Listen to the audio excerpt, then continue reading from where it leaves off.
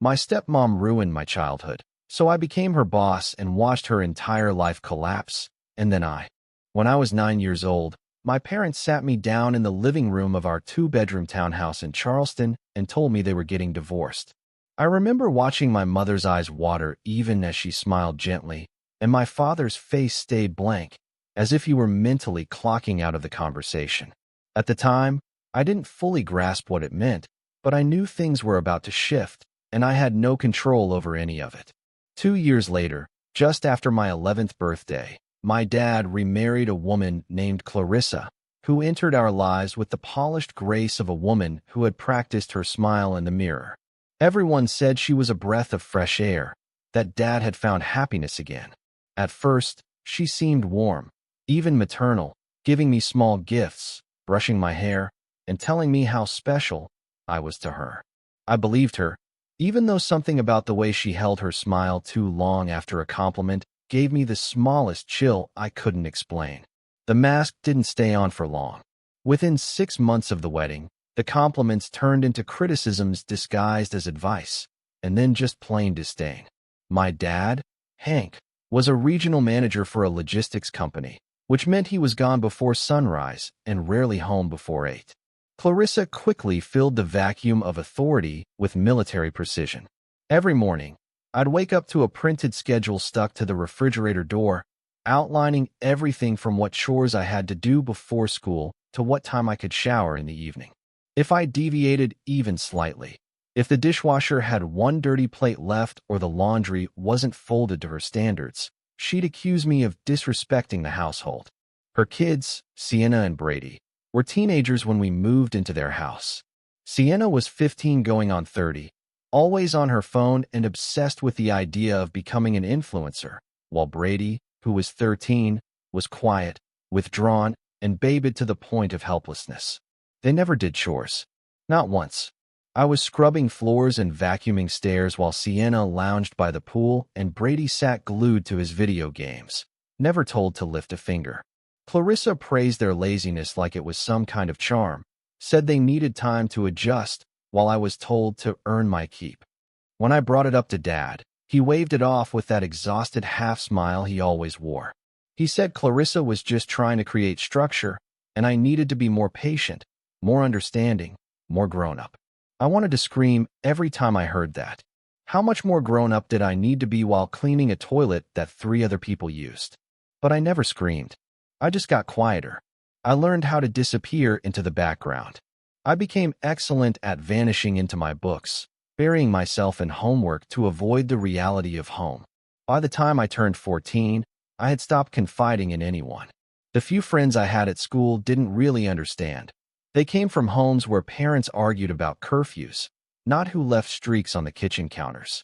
I started staying at the library until it closed most nights, joining every club that would keep me out of the house until I absolutely had to return. I built my identity in secret, straight A's, academic competitions, student council, all of it designed to buy me a future far away from that house. Clarissa would fake enthusiasm when I brought home awards, her voice rising in a sing-song that always felt too sharp at the edges, but I'd catch her rolling her eyes when she thought I wasn't looking. She'd tell me Sienna had better social skills, that Brady was more in touch with his emotions, and that I should try smiling more, so colleges won't think you're cold. I learned then that no matter how hard I worked, I'd never be her definition of good enough. I think I would have survived those years with some scrap of peace if I'd at least had my dad's support. But Hank was tired. Always tired. He started using the word exhausting whenever I brought up anything real, like how Sienna had stolen my school laptop and erased a paper, or how Brady had pushed me and called me names when Clarissa wasn't looking. "Can't you just get along with them?" he'd say, like it was all some mutual misunderstanding and not a calculated game where I was the only one playing by the rules. His refusal to see what was happening was its own kind of betrayal. He chose peace over truth every time, and Clarissa knew it. She wielded that silence like a weapon. Then came the college applications. I had been preparing for that escape since I was 14. I researched schools, hunted scholarships, saved every dollar from tutoring and summer jobs. I filled out applications during study hall and triple-checked deadlines. When the first wave of responses were supposed to arrive, I waited with breathless anticipation. Nothing came. Days passed, then a week, then two. I started to panic, wondering if I had messed up a date, if something had gone wrong with my submissions. But the mail still came every day. Clarissa brought it in like always. She never said a word. I didn't discover the truth until I knocked her bathroom drawer open by accident one morning while trying to find a replacement towel. Tucked beneath a layer of makeup bags and old receipts were 3 thick envelopes. One from a college in New York, one from a university in Colorado, and the third, my dream school in Boston. An envelope so stuffed it looked like it contained gold. I tore them open right there on the floor, breath caught in my throat, and read the words I had prayed for. Accepted. All 3. My chest ached with rage. She had taken them. She had stolen my future and stashed it away like it was nothing more than clutter she didn't want on the kitchen counter. I confronted her that evening after Dad left for a business dinner. She didn't deny it. She told me calmly that she wasn't ready for me to leave, that I was too young to live alone, that she needed my help managing the household while Sienna navigated her gap year, and Brady figured out his plans. I don't remember most of what I said after that, only that I screamed louder than I ever had in my life, and that she didn't flinch. She just stared at me like I was overreacting, like my future was hers to manage. I left 3 weeks later. I applied last minute to another school in Chicago that had rolling admissions and somehow managed to scrape together a full ride based on my grades, essay, and community work. I packed my things in silence, Clarissa hovering in the hallway, wringing her hands for effect while giving some performance about how proud she was, how much she would miss me. Dad barely looked up from his phone as I walked out. I don't even remember if he said goodbye. I didn't cry. I didn't look back. I boarded that bus with a single suitcase and enough hatred to fuel me for years. I didn't know then what I was walking toward, but I knew exactly what I was leaving behind. College felt like a foreign country where no one expected me to cook dinner for 6 people or scrub bathtubs after midnight. And for the first time in my life, I had the space to be selfish without guilt. I didn't have a car or fancy clothes, but I had freedom, and that felt like wealth. I kept my head down, worked 2 part-time jobs, tutored in the evenings, and studied in every spare moment I could carve out. The library became my second home, and I earned every point I scored like it was a battle.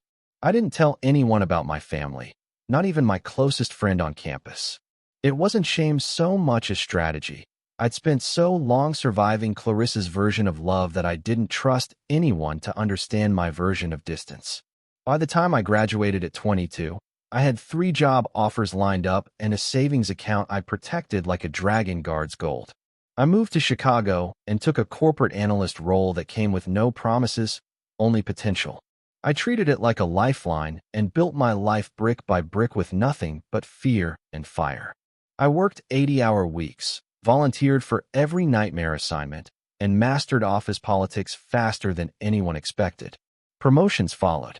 I wasn't the smartest in the room, but I was always the last to leave it. Climbing the ladder was slow at first, but every time I passed another milestone, another title, another salary tier, I felt one brick of that house I'd grown up and crumbled behind me. Meanwhile, Clarissa made the occasional effort to stay visible in my life, never out of care, but from that same performative instinct she'd mastered long ago. Her texts were always cheerful and self-congratulatory. Updates about Sienna's modeling portfolio or Brady's personal growth journey, which, based on context clues, translated to absolutely nothing. If she asked how I was doing, it was always at the end of a message, tacked on like an afterthought. When I didn't reply, she'd pivot to guilt, implying I had turned my back on my real family. My dad, now retired and surprisingly passive, would sometimes call in the background of those guilt trips, asking me to not be so hard on her. I never raised my voice. I never gave them the satisfaction of knowing they could still provoke a reaction. It wasn't until I was 27 that I first heard murmurs about Clarissa's company hitting trouble. A former classmate who had moved into consulting mentioned, offhandedly, that one of their clients, a private manufacturing firm in Michigan, was in hot water for internal mismanagement and could be at risk of collapse. He said the head of operations was under scrutiny for high turnover, missed deadlines, and some questionably opaque budgeting. He mentioned her name like it was just another line on a spreadsheet, and my coffee nearly slipped out of my hand. Clarissa. Of course, she had climbed into a position of authority. Of course, she was now managing other people the way she once tried to manage me. What he didn't know was that I had just been promoted again, director of market oversight for that entire sector, with the power to initiate performance reviews, approve restructuring, and sign off on corrective plans for underperforming branches. The moment I saw the company's name on my upcoming schedule, I felt that old adrenaline rise in my chest. It wasn't revenge. Not yet. But it was something. When I walked into the quarterly review meeting 3 weeks later, I saw her standing near the coffee station, smiling too brightly at a colleague, her laugh echoing like a chisel on glass. She didn't see me at first. Not until the introduction started and I stepped forward to outline the agenda. Her head turned. Her eyes locked on mine. For a brief second, her mouth parted like she might say something, but she didn't. She froze, blinked rapidly, and then smiled that tight, fake smile I knew too well. To everyone else in that room, I was just a newly minted director doing my job. But to her, I was the girl who had once washed her baseboards at 13 while her daughter spilled juice on the couch and walked away laughing. I said nothing personal. I didn't flinch. I reviewed metrics, outlined concerns, and detailed the next phase of department evaluations like she was anyone else. I could see her trying to act unfazed, nodding along, jotting notes, asking shallow questions designed to suggest competence. But she wasn't good at hiding tension. Her shoulders were stiff. Her voice wavered when she repeated back my directives. When the meeting ended, the whispers started almost immediately. People noticed how awkward she'd become, how quickly her tone shifted from cheerful to clipped. One junior analyst joked in the elevator that she looked like she'd seen a ghost. The irony wasn't lost on me. Over the next several weeks, I dug into her department's performance records. What I found mirrored the same toxic chaos I remembered from childhood. She managed by fear, not strategy. Her team had the highest turnover in the region. Projects were rushed, sloppily executed, and poorly documented. Employee surveys flagged her as inconsistent, uncommunicative, and emotionally reactive. The data made it easy. I scheduled another round of evaluations, this time focused solely on her branch. My report to leadership was factual, clear, and impossible to ignore. That's when she sent me the email. Subject line, "Can we talk privately?" It wasn't even 3 full sentences long, just a request to meet and clear the air. I replied with a single time slot. When she arrived at my office, she looked different than I remembered. Older, of course, slightly thinner. But it was more than that. She looked brittle. She smiled as if we were old friends. She started with small talk, called me by a nickname she hadn't used since I was 15. Then she pivoted, her tone softening, trying to paint the picture that she had always cared for me like her own. I didn't blink. I steered the conversation back to her metrics, pulled up her department's missed objectives, and walked her through every single failure with neutral precision. She deflated quickly. When the emotional appeal didn't work, she turned to blame. Said her team lacked discipline. Said the newer hires weren't trained properly. Even hinted that the expectations might be unrealistic. I countered each claim with cold facts. The room grew colder with each slide I advanced. By the time the meeting ended, her hands were shaking. I think that's when it finally hit her. She couldn't manipulate her way out of this like she had done with my father for years. Not here. Not anymore. Later that evening, my father called. I let it ring twice before picking up. His voice was soft, careful, like he already knew what had happened. He asked me to go easy on her. Said she was under a lot of pressure. I didn't argue. I simply explained the situation in detail, the underperformance, the complaints, the budget inconsistencies. I told him that if this were anyone else, we wouldn't even be having this conversation. His silence on the line said more than any defense he might have offered. He didn't push back, but he didn't agree, either. That was always his specialty, hovering in the space between acknowledgement and denial. Clarissa, meanwhile, shifted strategies again. She started cozying up to other departments, trying to rebrand herself as collaborative and misunderstood. But word had already spread. Her team was tired. Her mistakes were piling up. The excuses were growing thinner. And I was watching from the top floor, every detail logged and dated. I wasn't looking for revenge. I was making sure she couldn't do to others what she once did to me. She didn't know it yet, but the house of cards she'd spent a decade constructing had already started to fall, and I wasn't lifting a finger to stop it. The turning point came during a late summer afternoon when Clarissa's department lost a major logistics client due to a missed fulfillment deadline, and it wasn't just a minor slip. It was a catastrophic failure that derailed our quarterly performance numbers and sparked a chain reaction within the upper ranks. I got the email just after lunch, and the subject line alone, urgent, client termination notice, was enough to confirm what I already suspected. Her leadership was not just flawed, it was dangerous. By protocol, I had to escalate the issue immediately, which meant scheduling a formal sit-down with HR, legal, and Clarissa to conduct a preliminary review of the incident. That afternoon, I watched her unravel in real time. First came the excuses, then the finger-pointing, and finally, the thinly veiled accusation that I was targeting her because of our personal history. I didn't even blink when she said it. I simply reminded her that my loyalty was to the company, not to childhood ghosts in pastel dresses who used to ration how many slices of bread I could eat after school. Her outburst in that meeting didn't just raise eyebrows, it lit a fire. Suddenly, other departments began sharing their own frustrations. Stories that had circulated quietly now surged forward with urgency. Project managers came forward detailing how Clarissa routinely took credit for work she didn't do, delayed sign-offs for petty reasons, and created a revolving door of assistant-level staff who never lasted more than 3 months. I didn't need to dig any deeper, but I did anyway, compiling a full audit that stretched back 18 months and exposed just how reckless and manipulative she had become. When HR asked for my recommendation, I didn't push for termination, not yet. I suggested a formal performance improvement plan, one with strict goals, monitored timelines, and zero room for theatrics. It wasn't about dragging her down. It was about holding her to the standard she'd been faking for years. But Clarissa wasn't going to go down quietly.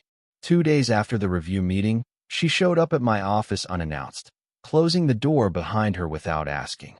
Her face was flushed and her voice shook, not with fear, but with fury. She accused me of revenge, said I was punishing her for things that had happened when I was just a kid, and then she dropped the line that almost made me laugh. After everything I've done for you, this is how you repay me? I leaned back in my chair and let her rant until she ran out of steam. Then, with the same calm I'd learned to use when cleaning up her messes at 15, I laid out everything. I reminded her how she hid my college letters, how she used me as unpaid labor, how she belittled me in front of guests, and then pretended we were close when people were watching. I gave her details she couldn't deny, memories so specific her face went pale as she realized I hadn't forgotten a single thing. She left that day looking smaller than I'd ever seen her, shaky, defensive, but still trying to hold on to whatever dignity she thought she had left. The next person to call was my dad. I didn't even need to look at the screen when the call came through.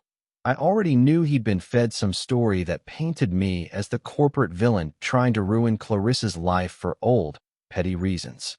He sounded tired, defeated. He said he didn't understand why I couldn't just let things go.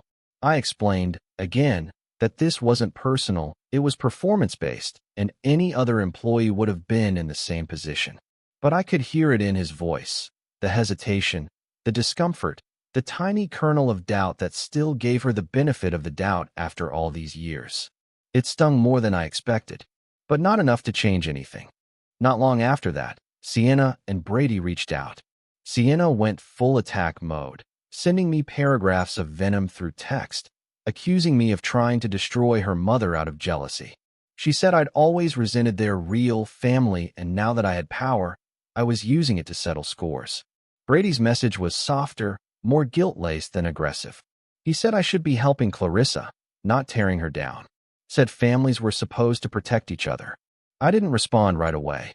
I needed a minute to remind myself that none of them had ever defended me when I was 15 and scrubbing blood out of carpet after Sienna threw a glass at the wall during one of her tantrums. I finally wrote back 2 sentences to each of them. You don't know the full story, and I don't owe you one. This is over. And then I blocked both numbers. The escalation at work was swift and merciless. Clarissa missed another deadline, one tied to an external partner who happened to have a zero-tolerance policy for disorganization. That triggered a final review, and this time, I didn't recommend improvement. I submitted a request for formal demotion. HR agreed.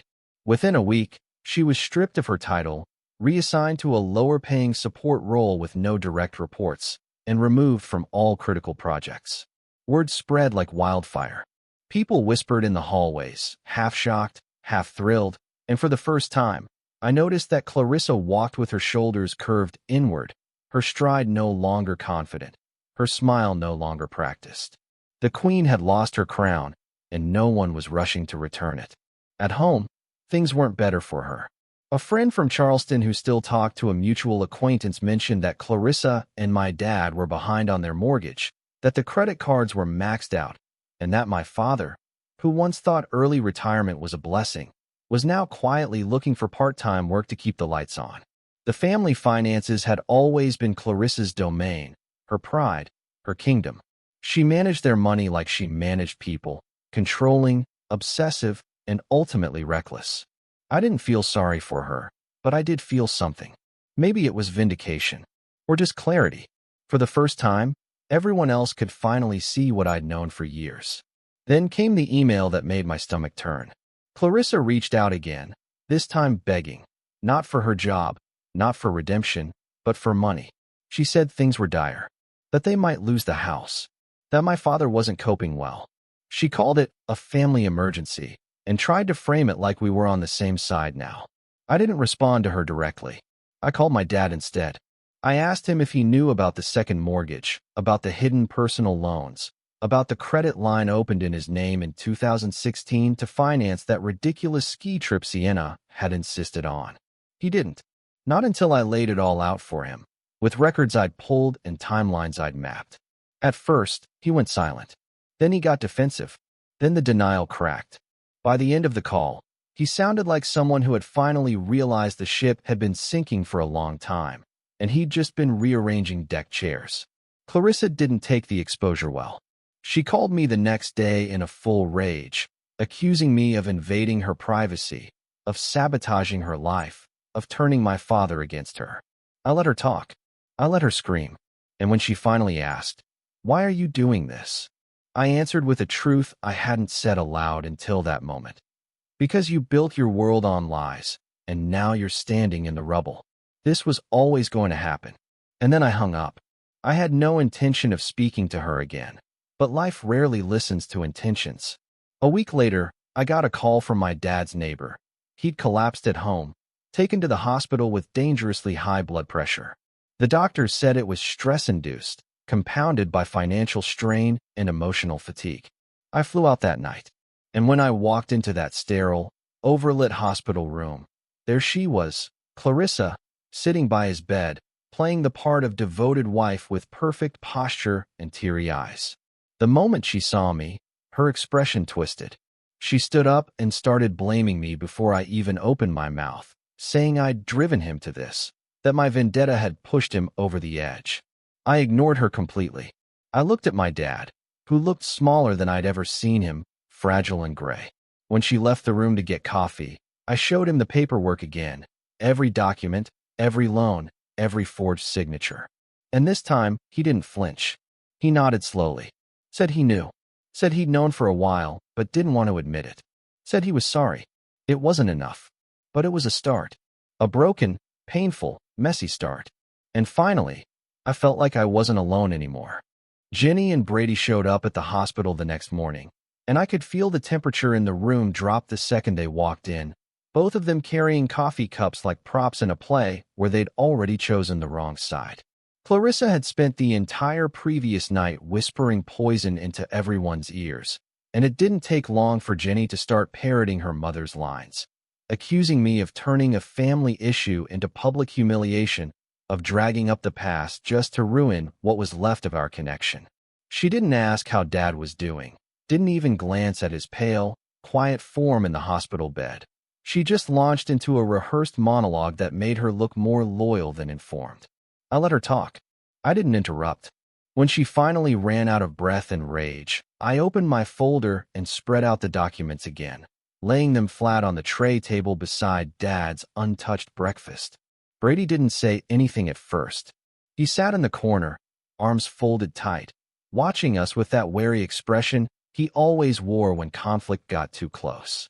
I addressed them both calmly, told them this wasn't a personal attack, that I hadn't gone looking for this mess, but had simply followed the money when Clarissa's financial desperation became impossible to ignore. I pointed out the loan dates, the falsified documents, the forged signatures taken out in my father's name without his consent. Ginny barely glanced at the papers before snapping that I was twisting everything, that I always had a way of making their mother look like the villain. But Brady leaned forward and read. He read each page slowly, his jaw tightening with every new entry. When he looked up, his voice was quiet but steady. "Did you really take out these loans without telling Dad?" Clarissa, who had just returned from the hallway with some new bottled excuse, froze when she heard the question. She laughed, that brittle, paper-thin laugh she always used when cornered, and began deflecting, saying that Dad had trusted her with the finances, that the paperwork was more complicated than it looked, that we were all too young to understand what managing a household truly required. But Brady didn't back down. He asked again, this time sharper. And this time, she didn't answer. She just stared at me, hate burning behind her eyes like a fuse on the verge of reaching something explosive. Ginny, of course, took that silence as her cue to erupt. She stood up, pointed at me, and accused me of tearing the family apart, said I'd always been bitter and jealous, and now I was playing the victim just because I had a job with power and a chip on my shoulder. I let her yell. I let her flail. And when she finally paused to breathe, I said the one thing I'd been holding in for too long.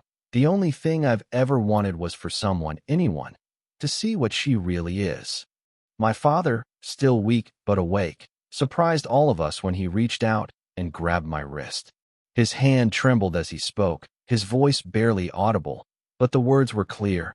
I see it now. Clarissa turned toward him like a switch had flipped, her tone instantly softening, trying to reassert the role she had played for years. Caretaker, victim, misunderstood spouse. But it didn't work. He told her to stop. Told her to stop blaming me. Stop pretending she had done it all for the family. Stop lying to herself and everyone else.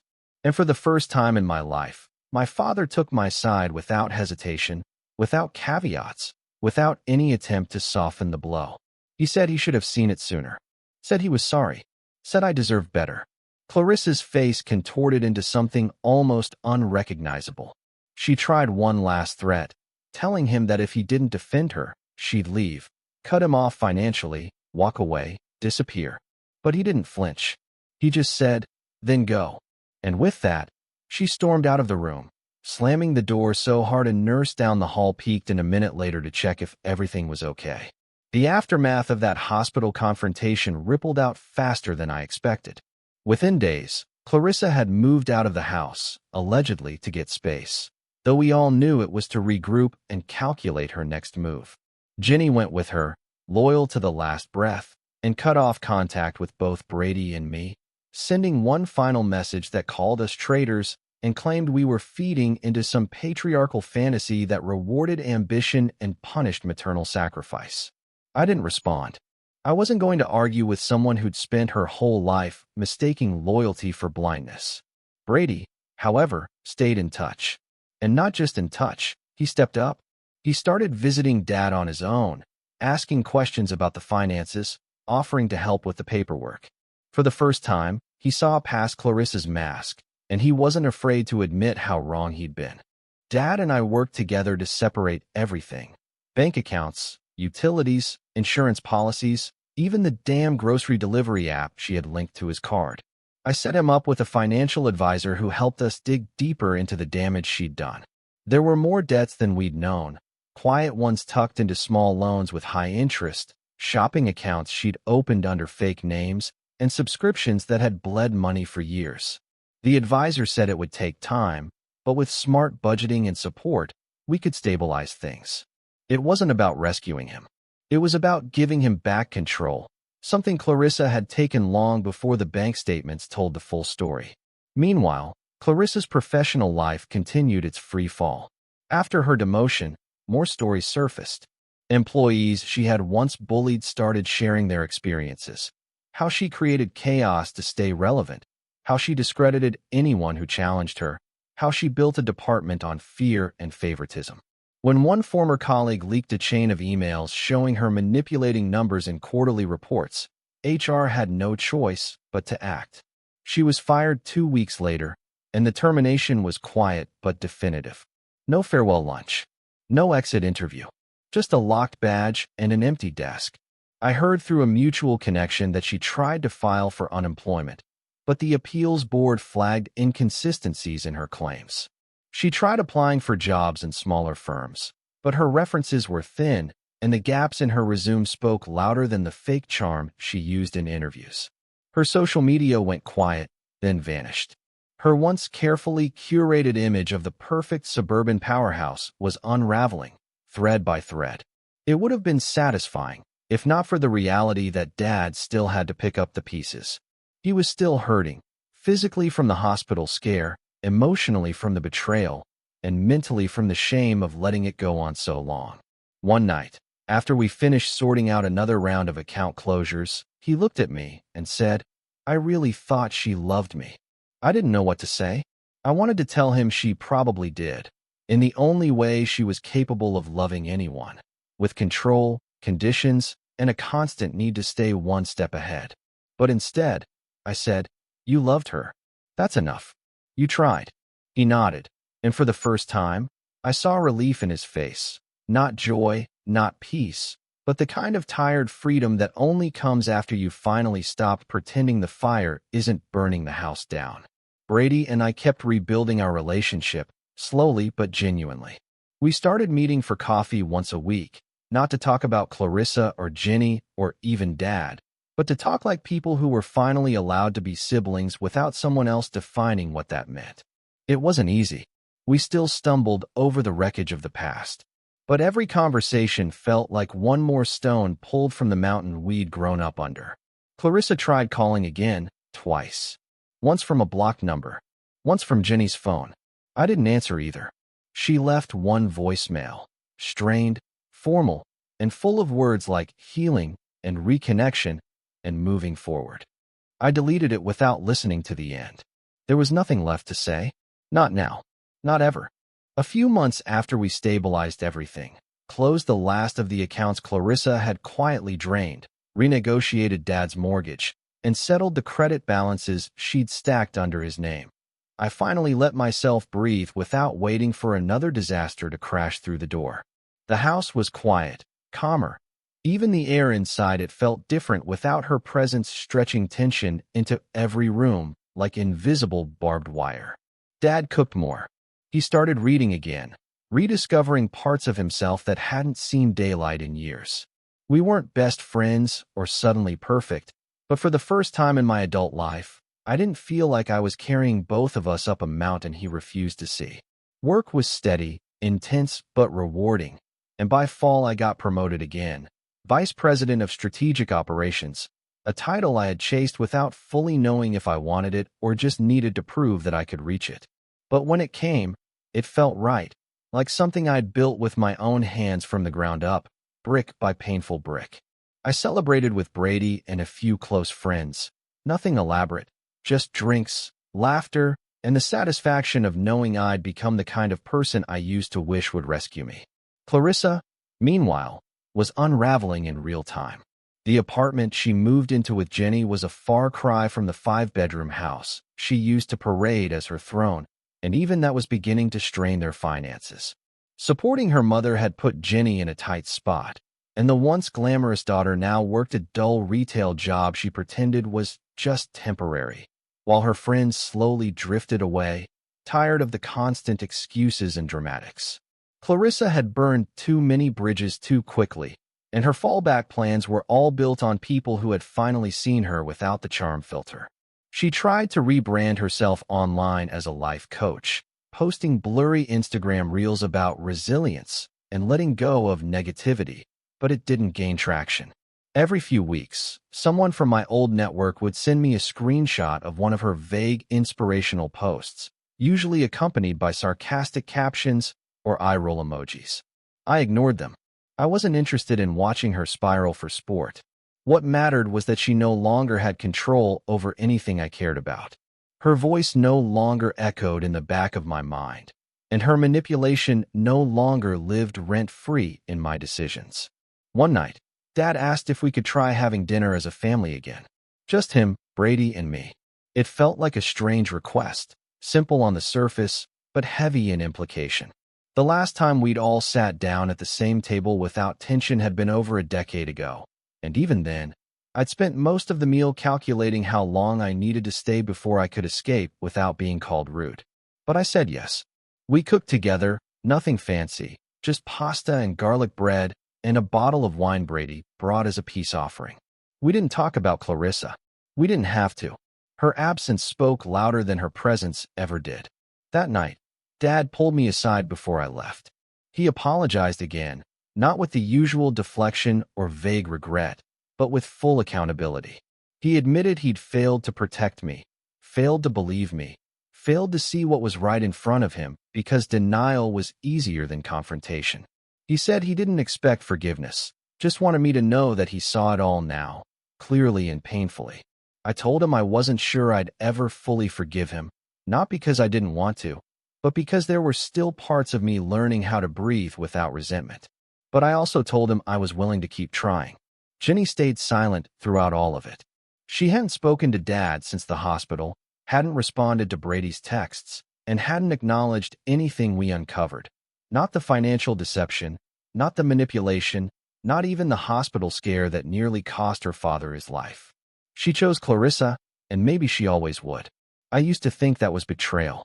Now, I just see it as her choice. A sad one, a costly one, but hers. Then, a few weeks later, I got an invitation I wasn't expecting, a message from Dad asking if I would consider organizing one final family meeting.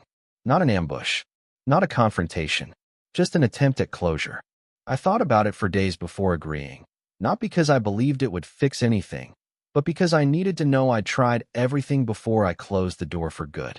We met at a neutral space, Brady's small condo, with enough seating and enough exits in case anyone needed to leave quickly.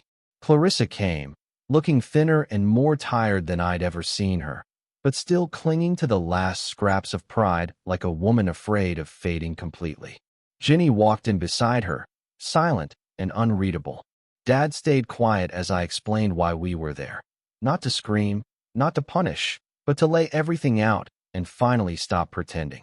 I walked through everything calmly. The loans, the manipulations, the lies, the years of gaslighting.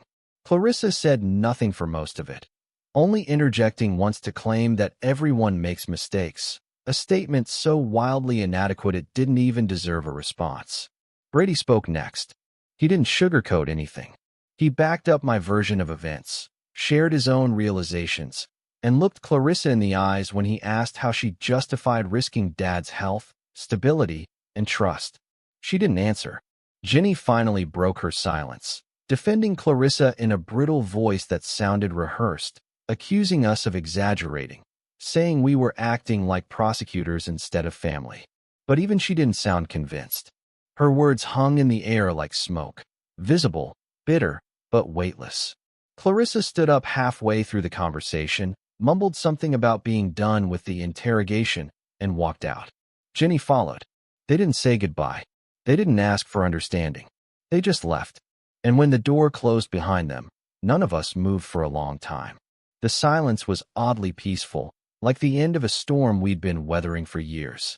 Dad finally exhaled and poured himself another glass of wine. Brady smiled, small and quiet. I sat back and felt the tension in my shoulders unwind, piece by piece. Now, months later, life has settled into something steady and real. Dad is doing better, stronger, more engaged. He joined a community group, started gardening, and even made plans to travel for the first time since before Clarissa entered our lives.